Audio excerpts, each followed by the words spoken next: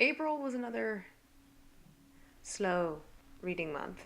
I read a grand total of 4 books with an average star rating of about 4.1, so like not that bad. First book that I finished was From a Certain Point of View. This has a whole host of authors, and I'm not going to try to list them all. This was a collection of Star Wars related short stories, and kind of like any short story collection, it's got stories I really like and stories where I'm like, nah, they're fine, and some where I'm like, yeah, not for me. But in general, I thought it was pretty well done. I gave it a 3.5 out of 5 stars. The second book that I read slash finished really in April was Obsidio.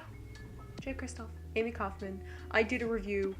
I loved this book. I thought it was a wonderful conclusion to the Illuminae Files trilogy, and it was just so good, guys. I gave it 5 out of 5 stars. I really adored it. So good. Oh my god. I read Crazy Rich Asians by Kevin Kwan. This is being made into a movie, and actually the trailer dropped while I was in the middle of reading it, and it made me even more hype for the movie. It looks so good. The cast is so good. I hope this movie's good. Also, everybody's really beautiful in that movie. It's kind of like looking at the sun directly. It's just, they're all so pretty, I can hardly handle it. I gave this book 4 out of 5 stars. I really thoroughly enjoyed it. I should probably read the sequels. Finally, the last book that I read is one that I listened to from the library. It's Pachinko, and I'm blanking on the author right now, but you'll see it here. I can't remember where I heard of this book. I think it was because it was a National Book Award finalist, and it seemed like it was interesting. It follows the lives of people in a single family, a Korean family, during Japanese occupation of Korea in the 20th century, and it was really wonderful. It's a fantastic audiobook. I highly recommend the audiobook, although the pronunciation of some of the names might drive you a little crazy. The emphasis is on the wrong syllables. At times, it's pretty clear the reader is not fluent in Japanese or Korean, and therefore the names are, and there are foreign words and such that are a little questionable in their pronunciation. But the story is so good that you can really kind of brush that aside. I thought it was a really lovely story, and it was the last thing that I read this month, and I really enjoyed it. I gave it 4 out of 5 stars. It's not much to talk about, but I will also then talk about the movies that I saw in April. I'm going to cheat and include one that I saw like at the tail end of March, but I saw it again in April because I went with different people. It was Ready Player One. This was an adaptation I was really looking forward to, because I remember when they announced that Spielberg was directing, and I was hype, guys. I thought Spielberg was the perfect choice for this story. And I knew it would depend on the writing, because the moment you tell me Spielberg's your director, I'm not worried about the visuals. I'm not really worried about the direction. I'm then concerned with the writing and the acting. The acting ended up being great. I have a real problem with the script. Now, look, I really enjoy Ready Player One, the book. I think it's entertaining. I just think it's a fun story. But I don't think it's like the best thing ever written. And I do think the film did make some changes that were interesting, and actually slight improvements on the books.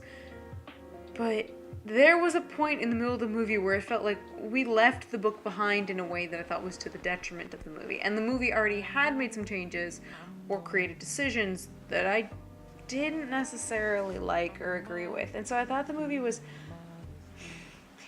If I had not read the book, I probably would find the movie just entertaining. And as a movie in its own right, it's perfectly harmless, entertaining, PG-13 fun. It's not anything that's gonna blow your mind or knock your socks off, and it's not gonna be anything memorable, but it's not terrible.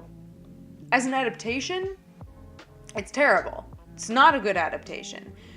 And I can't explain most of the adaptive changes that were made the way that they were in this movie. There was a better way to do this, and both of the people I saw this with on the 2 separate occasions I saw this movie had read the book, and we all just agreed on the same points that bothered us and the same things where we went, this really honestly wasn't good and it could have been done better. The other films that I saw, I first saw A Quiet Place, and I will say I thought that's another movie that was really good. I thought it was fine. I enjoyed it. I didn't love it. I think a lot of people really went in and loved it. I thought it was really good. I have tinnitus. It's probably my fault for doing 8 years of marching band and not wearing earplugs, because then I couldn't hear anything, but my bell has been rung. And there are parts of this movie that involve really high pitch, high frequency noises. My ears were ringing. I walked out with a like pain because my ears were ringing so badly. So, fun fact, if you have tinnitus, A Quiet Place is not your friend. I thought it was beautifully shot though, and wonderfully acted. I mean, kudos to all the actors, they were fantastic, and I really think if this is what John Krasinski can give me behind the camera, he should direct more because he's a really nice eye.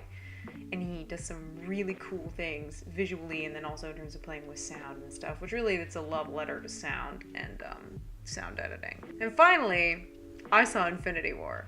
I saw it last night. I'm going to see it again tomorrow with the same person I saw it with on Sunday. Tells you how much I liked it.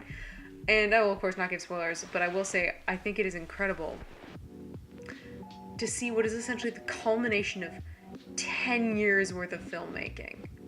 I mean, this has been 10 years in the making, and we've never seen something like that before. Like, yeah, you can look at Star Wars and other franchises, but, well, I guess you can arguably say Harry Potter is the only other franchise that really does have something like a decade worth of filmmaking behind it, where you're just like, oh shit, bro, this was like 10 years in the making to get to that finale. And that's what we've had with Marvel, and I was very impressed with Infinity War. I don't think it's perfect. I think it's got some pacing problems. I'm very anxious about what's going to happen in part 2 because of things that occur in part 1. The natural storyline that I think is going to occur in part 2 is one that makes me very nervous because I know myself and I know I'm super picky about these types of stories, and I don't want to be disappointed, but I thought this was very good. There was at least one moment that straight up fucked me up, where I went, I did not buy tickets to this Fields train. I was not anticipating this. That's just downright rude. Like, that was straight rude. But it was very entertaining because my friend who I saw it with and is very much a Marvel fan. Like, he knows the comics, he knows the stories, and he was just so excited the whole time. I was like, oh my god, it's like a kid at Christmas. Like, that was almost more entertaining than the movie, don't get me wrong. I was entertained by the movie.